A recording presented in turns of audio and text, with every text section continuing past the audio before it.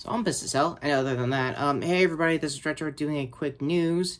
Yeah, I haven't done that in a while, and sadly I wish I wasn't doing this as a separate video. Long story short, I wanted to do this along with my Halloween Ends review, but after rereading the crap out of this right now, it's getting more and more insanely me being mad than usual. So I'm gonna keep it calm so that a bunch of the assholes were like, oh, totally cold. I was like, yeah, sure, whatever.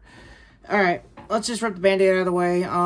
Deadline reports that Comcast finally pulled the plug on new G4. Yeah, so won't go into the too specifics. I'll just do the highlights. I know Gerard, the completionist, and I think Emily from X-Play, definitely found out through Twitter, like any other current video game empires that tend to just fall under, mostly in the journalism side of things. And I guess it's kind of ironic to have Kind of Funny gear on with me, because, yeah, I could see the new spare bedroom being a great place for former G4 talent to start helping out there, so don't want to cultivate anything, but if any of them want to live in the San Fran area, go ahead, personally. Yeah, so the highlights I've got so far, the lastly report is that I'm currently still going through Bullnef's Discord. I think they're already data mining, or I think just ripping off as much as they can from the new channel and just basically do archival footage, which most fandoms tend to do in this particular case. So the biggest elephant in the room, Frosk and Kevin. Yeah, to say they quiet quitted was putting it mildly, if anything. Yeah, long story short, I'm for her rant still. God help me if there's a card to that unfiltered without a bunch of anti-fandom bros basically being anti-bros about the whole thing. So, yeah. As for Kevin, his was more subtle. He actually had a farewell, if anything. And a painting of his ego, I guess, in character-wise, out of character. He also has a Discord. I'll leave it down below. It's pretty casual. Nothing else. It's probably going to go back to his podcast days post-G4 So, now post-G4 or whatever the hell you want to call the new era, whatever this was. Disappointing. Like, I'm going to be honest. Like, they actually worked their asses off. It sucks that they were still developing this during COVID. But, I don't know if I can find archival footage of them just building new sets when COVID was happening. It looked like it was like one of those sped up footage, like, Nerf guys like me, you know, do when we button up blasters and stuff like that. But it was like that for building the set. It was really nice. It was really cool. And yeah, if they actually managed to survive what's left of this year, I could have had some recommendations of what they should have done. No, it's not Amelie May coming back to do her anime show, no. Honestly, I really wanted to see if they could actually pull off getting Kaiju Big Battle back on TV, or even on Twitch on a regular basis. That would have been funny. So yeah. This kind of sucks on most of the higher talent on Attack of the Show, other than Xavier Woods. He's still in WWE, he's still with New Day, they're still doing, you know, their main roster stuff, so it's nothing new there. So some of these talents do have a safety blanket, unlike last time, which is a lot, saying how it ended last time, for those who remember. Yeah, and honestly, I don't know if they're going to do the same thing like they did last time, where their final broadcast was just showing, like, an old episode of X-Play, like, legit old episode, not like whatever it is current old for them, and, just play, like, ping pong to back it out. I don't know if it'll be the same.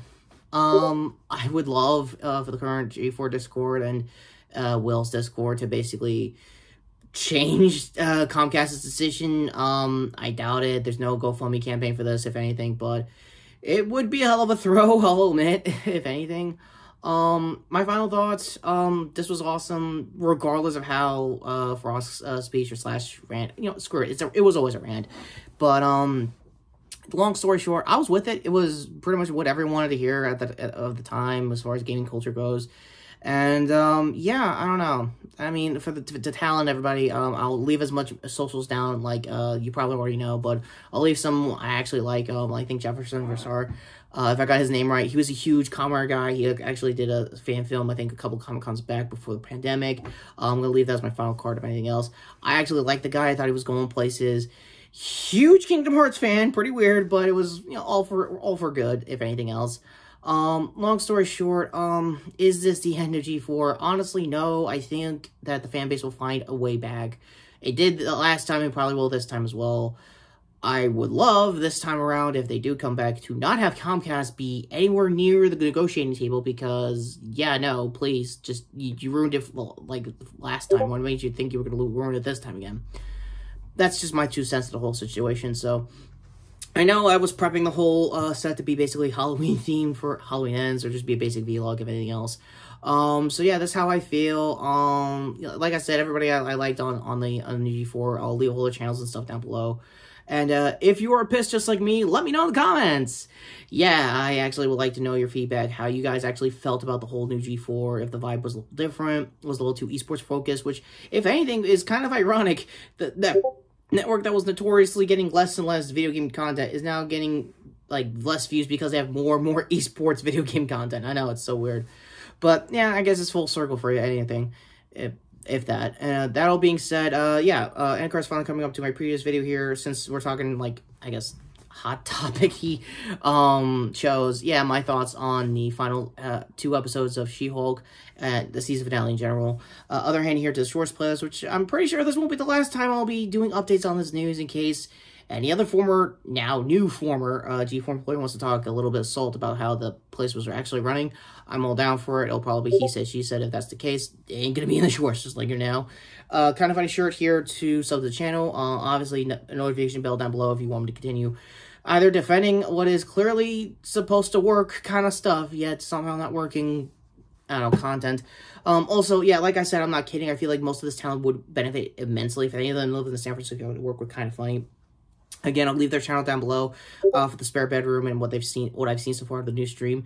It was amazing. The set looked great. Everyone had an awesome time. It looked like a labor of love. And keep in mind, that also was built during COVID, and they got high numbers. I don't know how much compared to G4 streaming-wise, but I don't know. It's not impossible, in my opinion. So, yeah, as my final message to every former G4 employee, yeah, this is definitely Kevin's fault again. I know it's funny to say, but it might have been for real this time.